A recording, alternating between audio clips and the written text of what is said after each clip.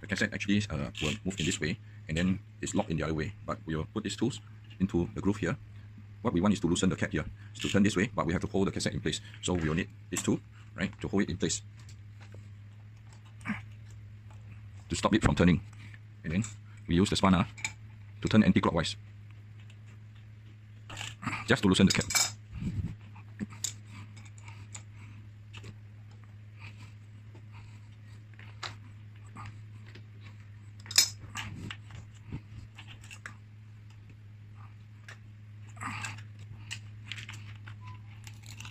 Just to loosen this one, and then you can remove the cassette from the wheel, or you can just leave the whole thing. Yeah, right, and it's done, just like this. The installation is similar, but you only need to tighten.